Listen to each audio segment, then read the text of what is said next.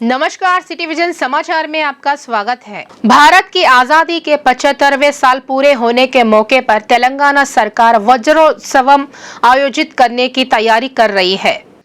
CM KCR आज इन समारोह की गतिविधियों को अंतिम रूप देंगे। सरकार ने इस महीने की 8 तारीख से 2 सप्ताह तक समारोह आयोजित करने का निर्णय लिया है। इन समारोह में होने वाले कार्यक्रमों को लेकर केशव राव समिति ने प्रस्ताव तैयार किया है।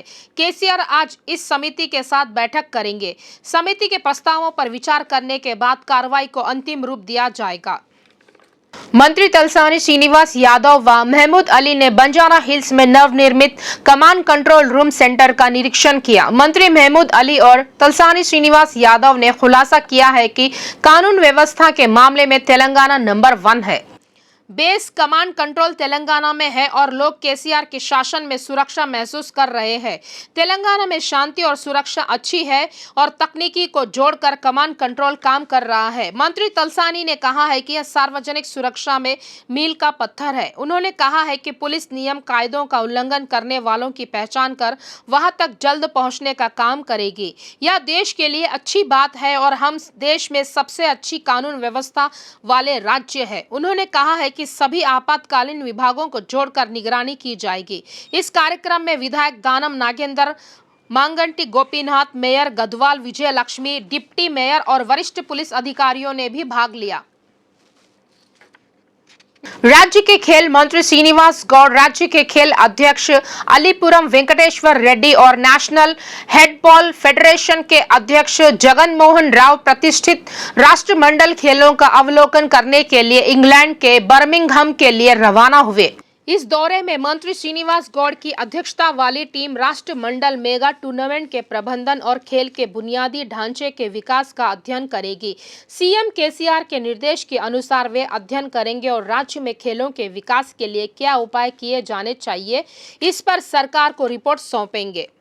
बहरहाल राष्ट्रमंडल खेलों का अवलोकन करने इंग्लैंड के बर्मिंघम जा रहे मंत्री श्रीनिवास गौड़ की टीम का हैदराबाद के RGIA हवाई अड्डे पर राजकीय स्पोर्ट्स स्कूल के खिलाड़ियों ने गर्मजोशी से स्वागत किया। इस कार्यक्रम में राज्य खेल विभाग की उप निदेशक सुजाता, स्पोर्ट्स स्कूल के OSD डॉक्टर हरि कृष्णा, खेल विभाग के अधिकारी मनोहर व अन्य ने भाग लिया।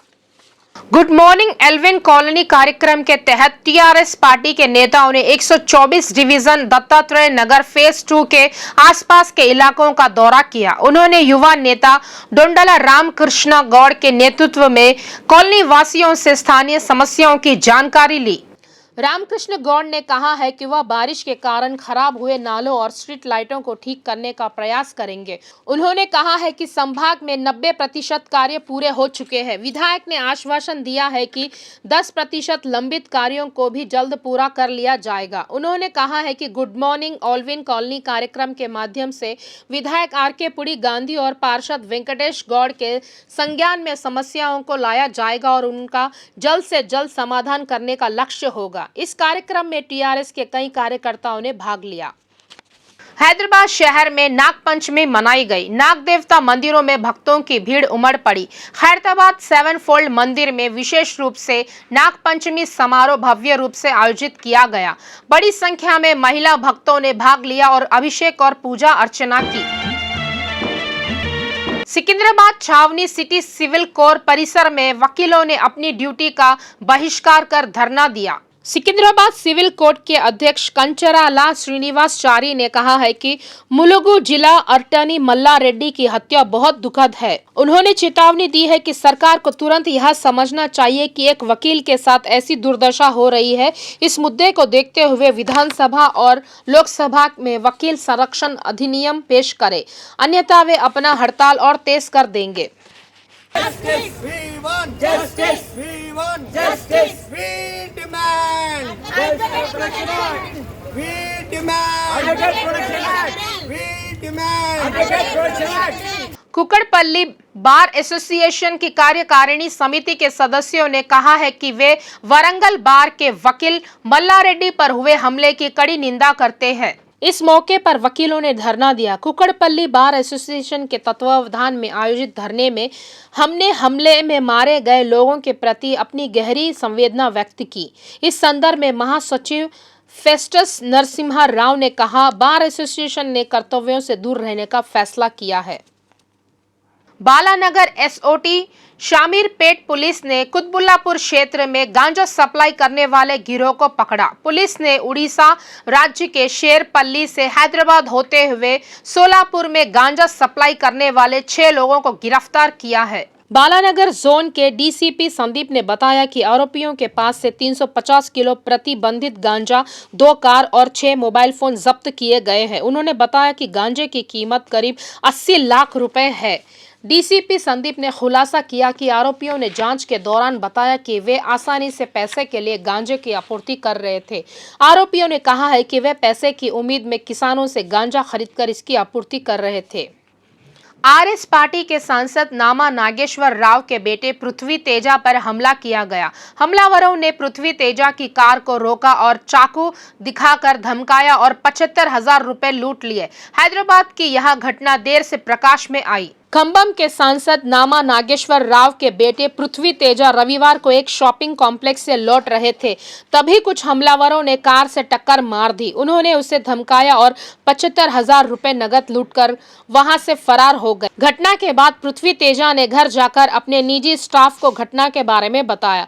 नतीजतन उन्होंने सोमवार शाम पंजागुट्टा थाने में शिकायत दर्ज कराई और पुलिस ने मामला दर्ज कर जांच शुरू कर दी। घटना वाले इलाके के सीसीटीवी फुटेज के आधार पर दोनों को गिरफ्तार कर लिया गया है।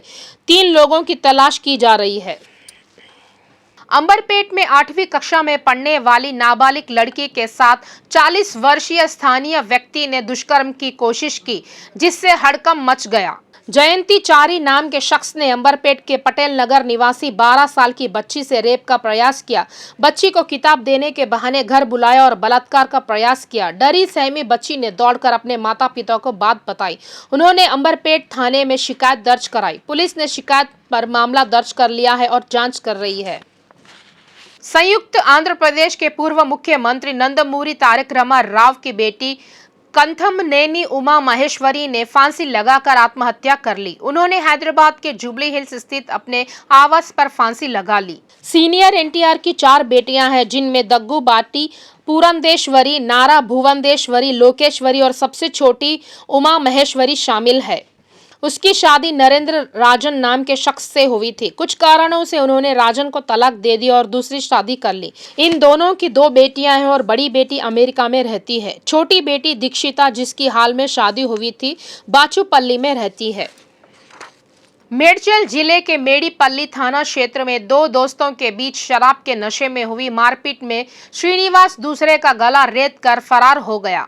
श्रीनिवास, जो मेडीपल्ली पीएस के तहत फिश बिल्डिंग का रहने वाला है, अपने दोस्त श्रीनिवास के साथ फ्लेक्सी विज्ञापनों में काम करता है। दोनों ने अपने कुछ दोस्तों के साथ मिलकर शराब पी। इसी दौरान उनके अन्य दोस्त वहां से चले गए।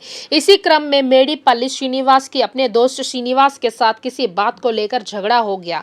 इससे नाराज मेडपल्ली श्रीनिवास ने इसी क्रम में दोनों के बीच एक छोटी सी बात को लेकर विवाद हो गया। दोनों में मारपीट हो गई। इसी सिलसिले में मछली निर्माण के श्रीनिवास ने बलगमपेट के रहने वाले श्रीनिवास का गला रेत कर फरार हो गया। हादसे में श्रीनिवास की मौके पर ही मौत हो गई। सूचना के साथ घटनास्थल पर पहुंची पुलिस ने मामला दर्ज कर छानबीन की है।